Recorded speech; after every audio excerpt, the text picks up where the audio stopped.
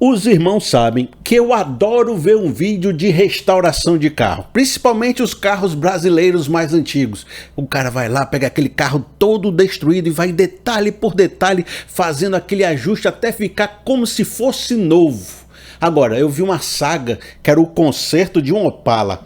E o Opala parece que dá trabalho. E não só dá trabalho, como dá um gasto absurdo em peça, manutenção, refazer motor, refazer tudo. Rapaz, eu tava vendo o rapaz gastar tanto dinheiro, mas tanto dinheiro que, apesar de eu gostar desse entretenimento, desses vídeos de ficar assim, ó, desanuviando a minha mente, eu fiquei pensando, rapaz, se eu tivesse um Opala na minha garagem, rapaz, o desafio ia ser grande, viu? O tanto de dinheiro que eu ia gastar para restaurar e também para manter ia acabar com as minhas finanças. Eu ia viver um padrão de vida menor, né?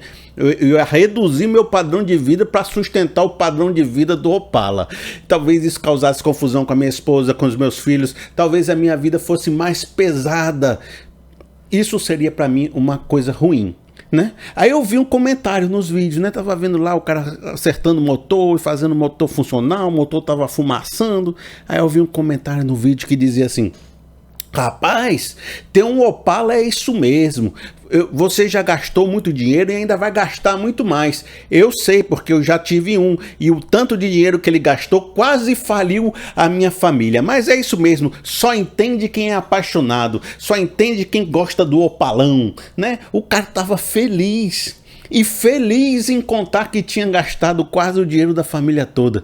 E aí eu fiquei pensando, rapaz, aquilo que pra mim é uma destruição, aquilo que pra mim ia ser um peso, uma perda de qualidade de vida, que eu acho que eu ia ser amaldiçoado pela minha esposa, né? O resto da vida, por que você foi comprar esse carro antigo, né? Para esse outro cidadão era um motivo de felicidade, gastar os rios de dinheiro naquele objeto, né? Como é que pode uma pessoa achar que uma situação ruim é boa? Os irmãos sabem que eu não sou ignorante, né? Você sabe que eu consigo pensar um pouquinho, entender que para aquele cidadão, aquele Opala tem um significado.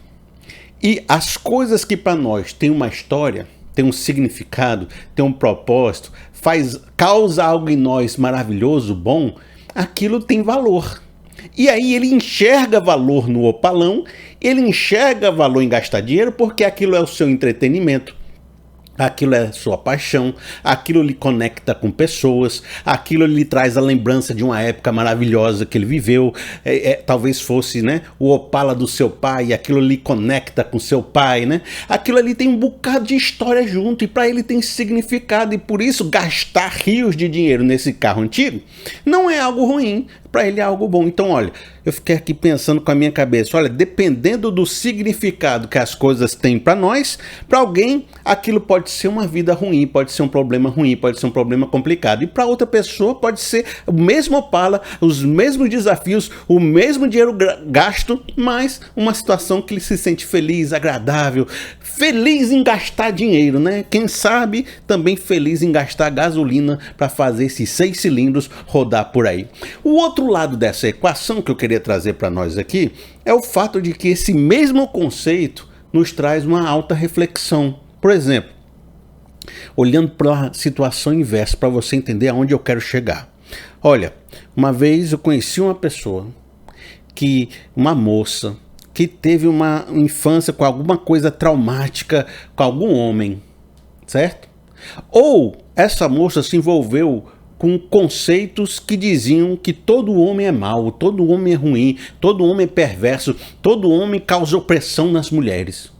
De alguma forma, por algum motivo, se estabeleceu um significado na cabeça dessa moça de que homem é um objeto ruim, homem é um objeto amaldiçoado, homem é um objeto que vai causar problema em você, homem é um objeto que vai causar opressão. No entanto, essa moça tinha um marido maravilhoso, tinha um marido bacana, um marido participativo, um marido parceiro, um verdadeiro colaborador, amante assim maravilhoso, né? Bonito, feliz, rapaz trabalhador, todo mundo queria ter, né? Todas as mulheres queriam ter um rapaz assim. Mas por causa do significado que ela tinha na cabeça, ela enxergava esse homem que era bom como sendo mau. E por enxergar esse homem como maligno, ela tratava aquilo que era bom na sua vida de forma maligna. Ela punia, ela tratava mal, falava mal, oprimia ele. Olha, ela estava com medo de ser oprimida, mas ela se tornou um instrumento de opressão na vida dele, porque na sua mente, o significado que ela carregava era ele que estava causando o problema nela. Então ela transformou um casamento que era maravilhoso em ruim, porque os significados da sua mente estavam distorcidos e complicados. Por isso, uma das coisas que a gente aprende é que não só o significado pode nos fazer ter prazer no opalão antigo, mas ele também pode nos escravizar numa série de conceitos que podem tornar uma vida boa em uma vida miserável, mesmo sendo uma vida boa. Mesmo você tendo um casamento bom, mesmo você tendo filhos maravilhosos, mesmo você pertencendo a uma igreja que era a bênção de Deus, mesmo você pertencendo ao evangelho que é lindo, mesmo você tendo, sabe, uma cidade boa de se viver, mesmo você tendo um salário que todo mundo teria inveja, mas você olha para a sua vida e diz: eu não gosto da minha família, eu não gosto dos meus filhos, eu não gosto do meu marido, porque os seus significados estão todos tóxicos, corrompidos, destruídos, e isso torna toda a sua vida aqui fora também ruim. Uma vez eu dei esse exemplo num vídeo muito tempo atrás, os irmãos que me acompanham há muito tempo já ouviram esse exemplo, mas eu vou repetir porque uma ilustração a gente às vezes tem que jogar de novo, né? Ela faz tanto sentido que de vez em quando a gente tem que repetir, porque nem todo mundo ouviu ainda todas as minhas ilustrações. Eu contei uma vez que eu estava tomando um remédio para verme, eu acho que era o Secnidazol, eu não me lembro qual, um remédio para verme. E dos efeitos colaterais desse remédio é que ele mudava a química do organismo de uma forma tal que o meu paladar mudou. Ou seja, aquilo que era doce ficou meio amargo, ficou meio azedo ou ficou insosso. Olha, eu mudei uma química interna aqui, eu tomei um remédio que agora eu estava sentindo, eu fui tomar um picolé, né? Aí ali tomando picolé, aí sem gosto nenhum, sem prazer nenhum de tomar aquele picolé, aquela alegria que eu tenho de comer uma comida, né? Eu gosto de uma comida, eu tava assim, a alegria de comer uma comida, perdi todo o sabor, que coisa miserável, tô sofrendo assim, porque tomei um remédio que mudou minha química. Agora, o picolé era o mesmo que sempre foi, tinha a mesma doçura que sempre foi, tinha a mesma quantidade de açúcar que sempre teve, a comida tinha o mesmo tempero, a pimenta tinha o mesmo ardor, né? O doce, o salgado era a mesma coisa de todos os meus dias, mas o que foi que mudou? Mudou a comida? Não. Mudou o picolé? Não. Mudou as circunstâncias aqui fora? Não. Mudou uma química interna minha que fazia agora que o mesmo doce não tivesse prazer dentro de mim. É bem verdade, irmãos, que muitas de vocês sabem que uma pessoa que está vivendo depressão enxerga a vida totalmente de forma ruim. Uma pessoa que está vivendo um desequilíbrio químico pode viver também e olhar essa vida de forma totalmente complicada. E vocês são inteligentes, vocês são mais velhos e eu não preciso explicar isso para você. Agora, uma coisa que eu quero trabalhar que diz respeito ao nosso universo aqui é de que também os nossos pensamentos, a nossa mentalidade, os significados que nós damos à vida também mudam. A maneira como a vida se aproxima de nós, se apresenta a nós, como nós provamos essa vida, se a vida vai ser doce, se eu vou sentir a vida azeda. Às vezes é a mesma vida. É o mesmo número de amigos, é a mesma igreja, é o mesmo trabalho que você tem, o mesmo condomínio, as mesmas roupas, o mesmo marido, o mesmo filho, o mesmo salário que você tem, mas só de você mudar os seus significados dos pensamentos, esse mesmo pessoal pode ser visto como céu, ou esse mesmo pessoal pode ser visto como inferno, por causa dos significados. A maneira como você carrega os significados pode te tornar uma pessoa liberta ou uma pessoa escravizada. E o que isso tem a ver com nossa fé, com nossa inspiração religiosa, nossa reflexão, Jesus, Deus, a Bíblia e o nosso movimento aqui que a gente sempre faz no canal? É claro que você sabe, de novo, eu estou falando com um bocado de gente que tem 50 mil anos de crente, né? Tem 500 horas de voo de Bíblia, né? O pessoal que já é mais velho, já conhece, já entende o que significa a fé.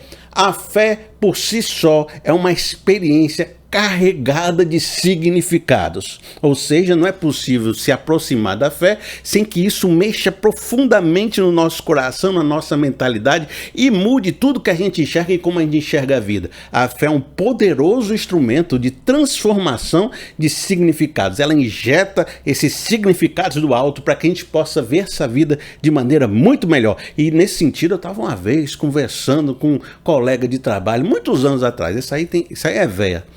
E eu não sei como é que eu lembro dessas histórias, porque às vezes eu estou aqui fazendo a mensagem, aí eu do nada lembro dessa história para colocar aqui, eu fico pensando, rapaz, não fui eu que lembrei não, foi Deus que me fez lembrar, sabe? Tinha um rapaz, estava uma vez me contando assim, ele descobriu que eu era crente, né? Eu trabalhava comigo e ele falou assim, Felipe, me diz uma coisa, eu tenho uma dúvida sobre vocês crentes. Desse jeito que ele falou. Aí ele disse assim, porque assim, eu tenho um amigo que ele gostava do hard rock comigo, ele ia pro show, ele frequentava os mesmos lugares que eu, o cara era gente boa, o cara era legal, o cara era feliz, o cara era isso, eu gostava muito dele do jeito que ele era, ele me amava, a gente era amigo, a gente era legal, a gente tinha os mesmos gostos, certo? Eu tinha esse amigo. Aí um dia, esse amigo se converteu nessa tua religião aí, Felipe. Aí ele começou a andar com o pessoal que não era o meu pessoal. Começou a cantar uns louvor que não eram os meus metal aqui, né? Começou a falar umas coisas que não eram as coisas que eu falava, né? As filosofias que eu debatia. Ele se tornou diferente do que nós vivíamos. E ele considerava que esse diferente era ter começado a viver de forma muito pior. Aí ele disse assim para mim, como a gente às vezes fala do opalão, né? Rapaz, por que uma pessoa voluntariamente escolhe viver uma vida muito pior do que ela tinha antes? Isso aí é uma manipulação, isso é coisa da religião, isso é coisa que não presta. Estava me detonando, né? Porque quando era antes, ele vivia igual a mim, que sou lindo, né? E agora ele está vivendo pior ali na miséria, sendo crente, né? Bom, eu vou te contar duas respostas que eu dei. Quer dizer, eu vou te contar uma resposta que eu não dei e uma resposta que eu dei. A que eu não dei e pensei é que eu falei assim, e lá tu é bom fuleirais, né? Lá tu é legal assim, lá tu é essa coisa de modelo de vida que está se achando superior a quem é crente, né? E lá tu é essas coisas todas, né? Só porque tu tem o seu modelo de vida e acha que é superior aos outros, né? E pior que não era não, porque eu me lembrando do cidadão, eu não tenho nenhuma lembrança muito boa não, me chega a dar um arrepio quando eu penso assim, Deus me livrou, né? Não era uma pessoa muito legal não, mas aí eu não falei isso pra ele não, porque a gente tem uma certa educação na vida, a gente aprendeu com nossos pais, né? A gente trata assim direitinho. Mas a minha vontade era dizer, e tu é lá nada dessas coisas que tu tá dizendo, vai te catar, né? Mas aí o que eu respondi de verdade foi assim, rapaz, é o seguinte, ele descobriu algo precioso na vida dele. Os seus significados mudaram profundamente. E ele não está achando que aquilo que ele está vivendo hoje é ruim. Na verdade, ele está feliz. Qual é o problema dele estar vivendo algo que ele está se achando feliz? Ele está vivendo feliz com esses amigos, ele está vivendo feliz nesse ambiente que ele está se sentindo alegre. De repente, quando ele estava com você, talvez seja a época que ele estivesse se sentindo triste. Você já parou para pensar que de repente ele está se sentindo melhor hoje do que estava antes? Que hoje ele está mais encontrado, mais feliz, mais centrado, mais crescendo, mais edificado do que estava antes, que você considerava que ele estava melhor com você? Você acha isso bom, mas ele poderia não estar achando, ele poderia estar sofrendo, ele poderia não estar, sabe, feliz com essa situação. Então eu acho que ele ganhou um novo conjunto de significados na vida dele, em que esse momento que ele está vivendo é mais significativo, é mais feliz do que ele estava vivendo antes. Eu quero ler com você agora Filipenses capítulo 3, no verso 7 e 8, que vai dar aqui, ó, aquela brilhantada nesse conhecimento, nessa reflexão que nós já estamos fazendo. Diz assim o apóstolo Paulo, mas o que para mim era lucro, passei a considerar perda por causa de Cristo. Mais do que isso, considero tudo como perda comparado à suprema grandeza do conhecimento de Cristo Jesus, meu Senhor, por cuja causa perdi todas as coisas e eu as considero como esterco para poder ganhar a Cristo. Todo mundo sabe que o apóstolo Paulo, ele era o perseguidor da igreja. Ele perseguia, destruía, interrogava, prendia, respirava ameaças de morte. Veja, E esse rapaz, que era celebrado pelas autoridades de Israel como aquele homem que ia abafar o cristianismo, né? Ele se encontrou com Jesus e teve uma experiência transformadora de uma forma tal que tudo aquilo que ele considerava valioso, ele era um fariseu, foi educado por Gamaliel, tinha muito prestígio, sabe, como um grande pensador, um grande mestre dentro de Israel, e de repente ele deixa, eu vou renegar tudo isso que eu estou vivendo, eu vou renegar toda a minha fama, eu vou renegar toda a minha história como perseguidor da igreja, e a partir de hoje, porque eu conheci esse Deus, porque eu conheci esse Jesus verdadeiro, porque o Espírito Santo me tomou de forma tal, porque eu tive uma experiência profunda, eu entendo que eu estava errado, que os meus conhecimentos estavam todos equivocados, e tudo aquilo que eu considerava maravilhoso, eu vou ter como perda, como esterco, como coisa sem valor, como coisa ruim, e vou dedicar minha vida agora a construir igrejas, a converter os corações, a levar o evangelho para todos os lugares onde eles não foram alcançados ainda. Em vez de perseguidor, hoje eu serei o construtor de igrejas. E essa mudança, de repente, pense só, se você fosse amigo do apóstolo Paulo, como aquele cara que eu conversei, que eu conhecia na época lá do trabalho de muito antigamente, você fosse esse rapaz que era amigo do apóstolo Paulo, né? Na época nem era apóstolo, era o Saulo. Você fosse amigo do Saulo, ficasse andando ali, com ele no cavalinho, comendo com ele nas bancadas da rua, né? As comidas de rua, né? Parando com ele para ler um textinho bíblico, visitando o sinédrio com ele, amigo, assim, junto. Você tinha companheiro com você, né? De vez em quando eu via até umas músicas assim, né? De Israel, junto com ele. Aí, de repente, ele tá lá perseguindo os cristãos e você tá dizendo assim, vai lá, Paulo, lasca a cabeça deles, detona isso daí, olha, vai lá, resolve essa situação. E Paulo chega para você e diz, eu mudei, não estou mais querendo perseguir cristão não, agora me converti e eu quero pregar Jesus Cristo para você.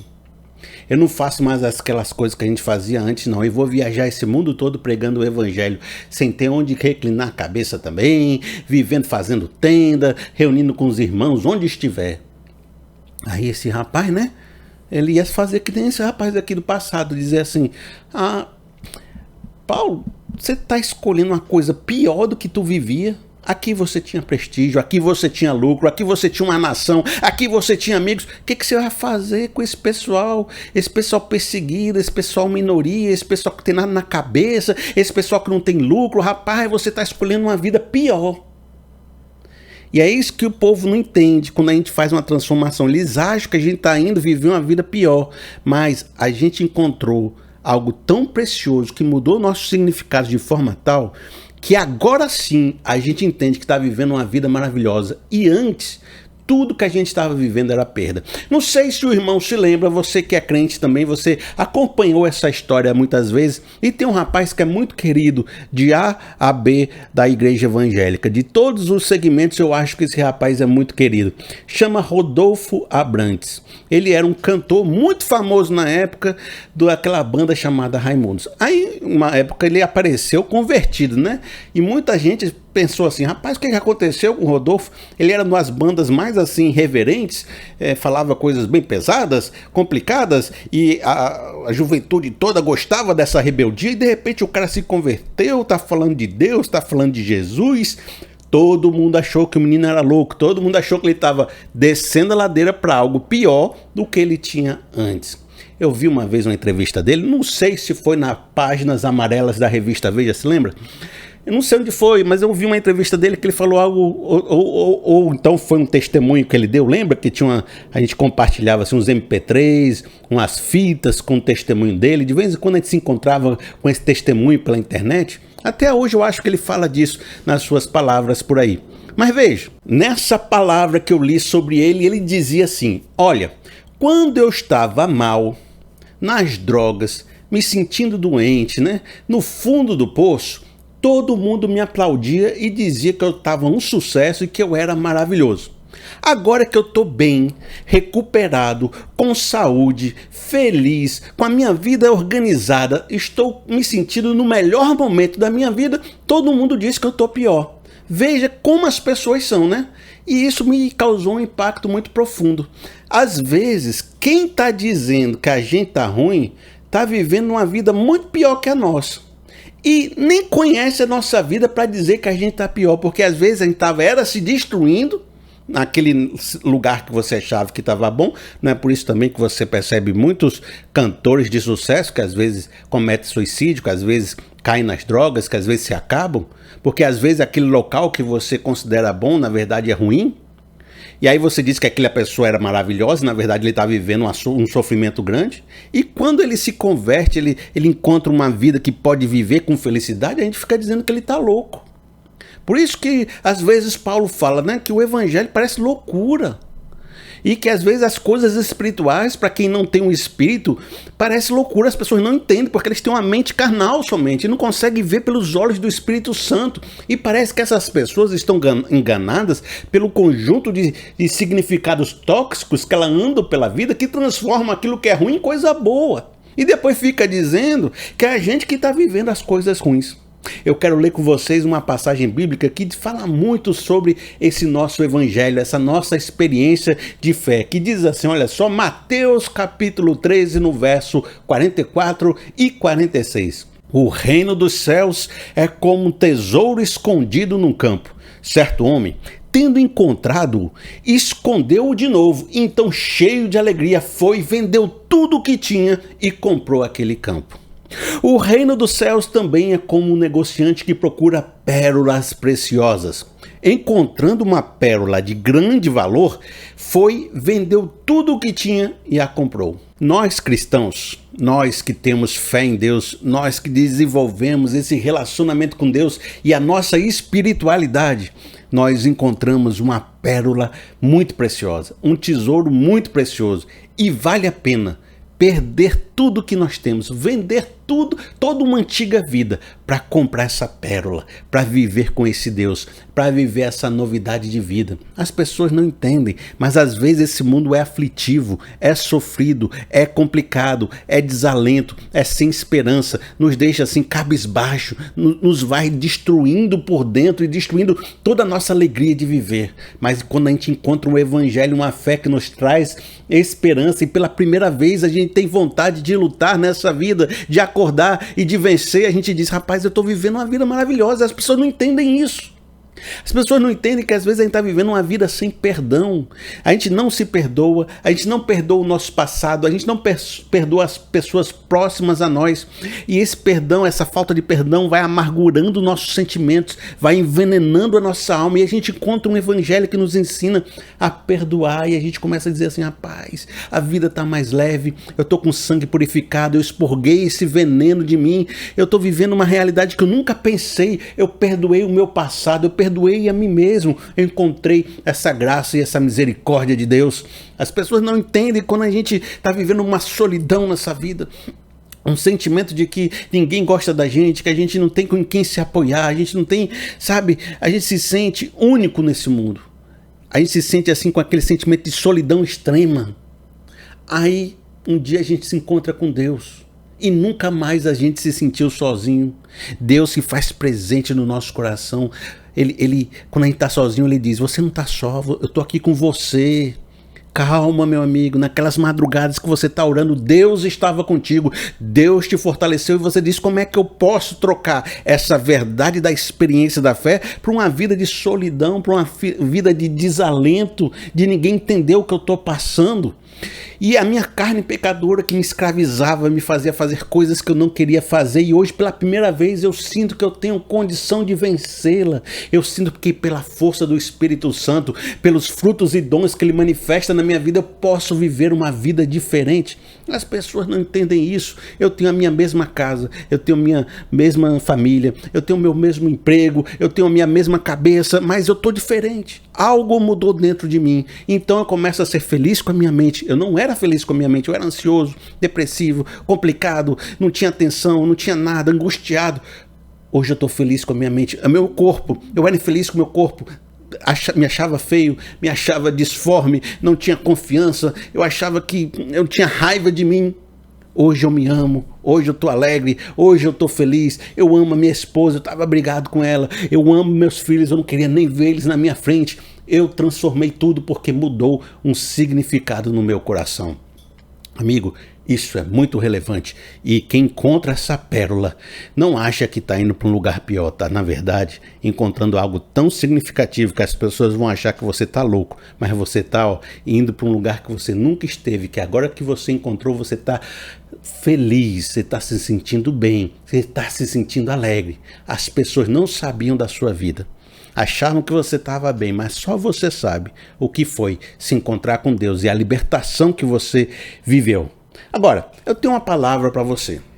Talvez, nesse momento, fosse eu chegar aqui para você e falar assim, olha, você que não conhece Jesus ainda, né? Você que ainda quer viver essa fé, você que está cansado de viver essa solidão da vida e não encontrou ainda esses significados espirituais, aceite Jesus no seu coração, né? Poderia fazer um processo aqui de conversão, de falar com o novo convertido, mas eu tenho que ser sincero com duas coisas. Uma, o meu propósito. Meu propósito, ultimamente, está sendo fazer vídeos mais curtos. E se eu ficar falando tudo, eu acabo não falando nada, né? Eu acabo falando demais, eu quero fazer vídeos mais curtos e lançar com mais frequência. Eu estou tentando chegar na frequência de 3 vídeos por semana. Eu estou conseguindo manter, vez ou outra eu não consigo, mas 3 vídeos, segunda, quarta e sexta. Segunda, quarta e sexta. Para isso eu preciso fazer vídeos menores, mais centrados, que eu possa gastar menos tempo em cada um e fazer mais, né? Se o irmão gosta de vídeo grande, assiste 3 vídeos que dá um de 1h30, né? Aí você pega 3 vídeos e assiste um na sequência do outro, tá certo? 3 vídeos por semana. Então eu preciso cortar alguma coisa e ser mais direto. E o segundo propósito é também que eu sei que você que me escuta, a grande maioria já é crente velho. 300 mil anos de crente nas costas, né? Então, eu já sei que você sabe essa questão da salvação, da conversão, do encontro com Cristo. Então, qual é a minha palavra para você, crente velho, crente andado, crente com estrada, crente já com muitos significados da fé? Veja que eu vou para trazer essa palavra para você agora. Eu quero ler com vocês 2 textos e é o momento onde eu vou trazer uma palavra de Deus para você. Você acompanhou minha reflexão desde lá do Opala que a gente estava falando? Veio seguindo, veio entendendo, veio compreendendo, veio assim reanimando a sua fé no seu coração? Então o que eu tenho para você agora? Qual é a palavra para você levar para a sua vida? Vamos começar em Gálatas capítulo 4, no verso de 8 a 9, que diz assim: Antes, quando vocês não conheciam a Deus, eram escravos daqueles que, por natureza, não são deuses. Mas agora, preste atenção nisso, conhecendo a Deus, ou melhor, sendo por Ele conhecido, como é que vocês estão voltando àqueles mesmos princípios elementares, fracos e sem poder? Querem ser escravizados por eles outra vez? Você quer? Você quer ser escravizado outra vez por esses princípios fracos e sem poder? Essas idolatrias, esses outros deuses, esses outros conceitos de vidas, esses outros significados? Você conheceu a Deus que agora quer voltar a viver com aqueles outros significados do passado? Segundo texto, bem curtinho, 1 Coríntios capítulo 10, no verso 12. Assim, aquele que julga está firme, cuide-se para que não caia. Esse merece ser repetido, né? Que isso aqui é bem direto. Aquele que julga está firme, está de pé, que tem a fé inabalável, cuide-se para que não caia. A primeira coisa que eu quero que você entenda a partir desse texto é de que, embora você possa ser crente há 300 milhões de anos, você possa ter 500 pregações no currículo, você possa ter muitas devocionais, ser um homem de oração e já ter vivido com Deus muitas décadas, você ser uma pessoa reconhecida e com honra, você não está livre de cair desse conjunto de significados que você construiu e dessa fé durante a vida. Você não está livre de repente, começar a voltar para as antigas práticas. E você tinha uma família feliz, o seu conjunto de significado te dava um casamento maravilhoso, mas você não está livre de deixar ser seduzido por conceitos antigos e começar a ter um casamento destruído novamente. Então não é porque você casou, não é porque você tem fé, não é porque você tem crente que teu casamento está garantido a vida toda, não. Porque é possível você decair desse conceito que você aprendeu, dessa vida que você construiu para uma vida pior.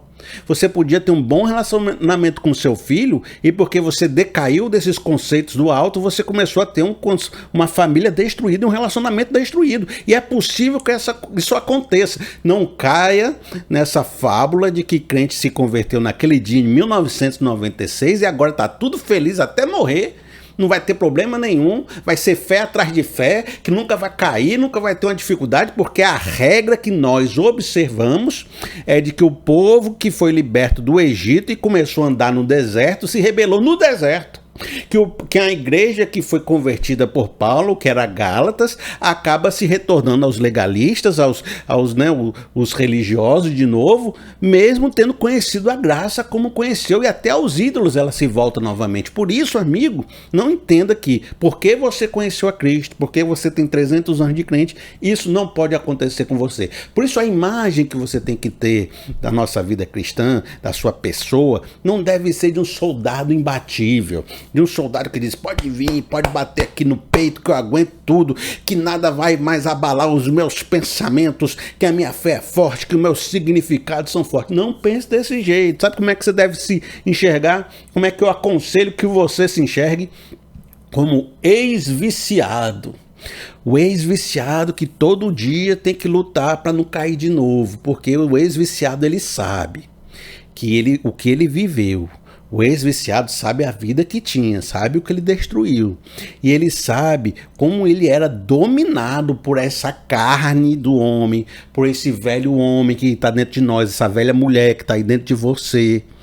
Você sabe quem é o monstro que tem dentro de você. Você é um ex-viciado nesse monstro. E você sabe, como ex-viciado, que você não pode dar a primeira tragada, tomar o primeiro copo de bebida, injetar a primeira injeção, porque dali você vai rolando ladeira abaixo. Se você soltar a rédea, você se lasca, você se destrói todo.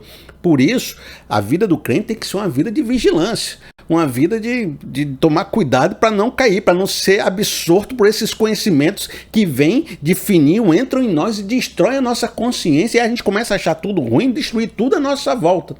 Sabendo disso, a gente precisa ser mais vigilante. Mas a gente vive numa sociedade de 2023, numa capital, numa cidade urbana, com milhões de pessoas à nossa volta, com milhões de informações na internet, altamente conectada. Todo lugar vem informações querendo te apresentar um novo significado de vida, um novo modelo de viver, uma nova maneira de dizer que agora as coisas são assim, você tem que acreditar assim, se você não acreditar assim, você vai viver uma vida ruim. Toda hora querem vender pra gente um modelo de vida, um significado, uma ideia. E só de você estar vivo, só de você estar respirando, só de você estar aqui, essas coisas vão invadindo você, batendo na sua porta, lhe querendo seduzir. E você, como ex-viciado, você fica suscetível a todo esse tipo de argumentação, a todo esse tipo de significados que querem entrar em você e fazer você começar a odiar sua esposa de novo, começar a ter crises com seus filhos, começar a achar seu trabalho ruim, começar a achar sua vida horrorosa. Esses significados estão aí querendo combater com o evangelho. Por isso, amigo, vamos ficar vigilante, mas você sabe disso, você tem 300 mil anos de crente, você sabe que é para ficar vigilante, né? Orar e vigiar, porque o espírito está pronto, mas a carne é fraca, é a carne ali, ó, fraca lá. Agora, o problema maior não são os grandes gigantes de significado que batem à nossa porta. Não é o Satanás vestido de Satanás, com chifre de Satanás, dizendo, olha, eu sou o Satanás, abre a porta que eu quero entrar. Isso aí não é problema pra gente não, porque quando o inimigo tá grande, tá vistoso, tá se apresentando com pompa e circunstância, a gente como crente velho diz assim, aí o inimigo, vamos dar brecha pra ele não, né? Vamos sair de perto. Você sabe, você reconhece, você vê o inimigo grande. O problema não são os inimigos grandes. São os inimigos pequenos, porque os inimigos pequenos, ele passa nas brechas que você nem sabe que tinha na sua muralha. Ele passa nas brechas da tua armadura que você nem sabe que tinha. Ele aparece para você como algo inofensivo, ele aparece para você com algo assim que você nem percebe que ele entrou. E ele vai entrando devagarzinho, ó, vai entrando um, vai entrando outro, e vai mudando a química da sua cabeça. A química, eu tô falando de forma figurada, como se eu falasse assim que tivesse um aquário. e esse elemento, esse sal, fosse mudando o pH da água, e quando você menos espera, os peixes tudo morreu, e você pergunta, rapaz, como é que esses peixes morreram da noite pro dia? Não foi o pH da água foi mudando, porque o sal foi entrando. Da mesma maneira, esses pensamentos vão entrando na sua mente, e a sua mentalidade vai mudando. Quando chega um momento, você acaba tendo visto tudo destruído na sua vida, sem perceber, porque ele foi mudando o pH da sua água interna. Agora veja, quero ler com vocês um texto bíblico que é muito usado em casamento, mas serve muito para esse nosso propósito. Diz assim, Cânticos capítulo 2, no verso 15. Apanhem para nós as raposas, as raposinhas que estragam as vinhas, pois as nossas vinhas estão floridas. As raposas passavam pelo muro e conseguiam entrar nas vinhas e destruíam ali os frutos, as flores e acabavam com toda a plantação. Veja, o que nós estamos falando para você, que os pequenos pensamentos, as pequenas conexões, as pequenas influências, elas passam despercebidos da nossa vigilância, das nossas defesas, entram pelos buracos da nossa cabeça e começam a minar os nossos significados e a gente começa a destruir a nossa vida por causa disso. E como é que a gente deve lidar com isso? Qual é um conselho para a gente lidar com isso de forma inteligente? Já que ela entra sem que a gente tome conhecimento e como ela passa desapercebida de nossa vigilância, a gente não tem como saber com quem é que está causando esse mal e quando é que isso está afetando a gente. Eu digo, de verdade, você não consegue saber. O que a gente tem que fazer? A gente tem que se tornar um caçador de raposinha. Vixe, que hoje eu estou usando muitas metáforas, né? Mas você está me entendendo. Como é que é o caçador de raposinha? Você tem que começar a ficar mais experiente, não de perceber a raposinha, porque ela se esconde, ela entra sem você perceber, mas de perceber os rastros que ela deixa e a destruição que ela está causando. Como é que você vai fazer isso na nossa mente, né? No nosso coração? Você vai começar a perceber os sentimentos de amargura que você tem, de ressentimento, de ódio, de começar a amargar a sua esposa, de começar a afastar um filho seu, de começar a ter pensamentos de destruição, de não querer mais perdoar ninguém, aquele sentimento que quer ser alimentado todos os dias com ressentimento, com ódio, com a coisa ruim. Porque isso são os rastros da raposinha. Então você fica aqui, ó, eu vou fazer uma investigação, eu vou me tornar um caçador de raposinha. Você começa a fazer uma reflexão interna. Aí você percebe que tem um ódio por um filho, tem um sentimento de que sempre você trata mal esse filho. Sempre foi assim, mas você não estava percebendo, mas esse filho está sem falar com você 2 meses. Você tenta juntar ele não vem. Uma coisa está acontecendo aqui, tem um rastro de raposinha aqui. Tem algo aqui que está perdendo significado, que está construído de uma forma errada. Às vezes não está claro o que aconteceu, mas você está vendo, se a sua relação com o teu filho tivesse ótima, não tinha nada que eu dizer para você. Mas você está vendo que a situação com o seu filho está cada vez mais distante. Então tem algo errado aqui. Mas você não sabe o que é. Mas você está vendo o rastro. Tem algo errado. Então você vai começar a fazer perguntas. Mas por que eu estou sentindo isso? Por que ele não fala mais comigo? Será que eu vou perguntar para ele para entender por quê? Você começa a fazer uma investigação. Como detetive, CSI. NCSI, CSI Miami, CSI Nova York. Você vai fazer lá a sua investigação. Pega as pistas e vai descobrindo. O que você quer com isso? Descobrir por onde essa raposinha entrou. Você vai fazer um trabalho inverso. Onde é que começou isso? O que foi que aconteceu? Por que eu estou pensando desse jeito? Por que eu comecei a não trabalhar mais o perdão? Por que eu não comecei mais a pensar nele com amor? Por que isso aconteceu? Você vai descobrindo a fonte. Quando você chegar na fonte, você vai ver o buraco que a raposinha entrou. Mas é isso, é esse significado, é essa maneira de ver a vida que eu aprendi naquela série que eu estava ouvindo. Aquele negócio ficou entrando na minha cabeça, eu fiquei com um desejo errado na cabeça, uma palavra errada, um jeito de lidar com a vida errado. Deixa eu tampar aqui. Aí você vai buscar no Evangelho, na palavra de Deus, nas suas orações, a cura, a restauração, vai se restaurar com seu filho, vai tampar esse buraco. Aí você, resolvi. Então, mantive a fé, resolvi, não deixei destruir mais as minhas coisas, né? Bom, aí vai fazendo isso, com todos esses sentimentos de destruição que tem no seu coração, você começa uma investigação. Porque, amigo, deixa eu dizer, comprar uma casa custa um dinheiro. Mas manter essa casa por 30, 40 anos é muito mais dinheiro. Porque ficar reparando, pintando, ajustando, cuidando, comprando no supermercado, pagando a luz, pagando a energia. Rapaz, manter a casa é tão mais custoso do que comprar, e às vezes muito mais custoso. Por isso, não é porque você é crente que você pode descansar. Não é porque você atingiu esses significados que eles não podem ser pervertidos por outras vivências que você vai ter. Por isso que manter a fé é um exercício.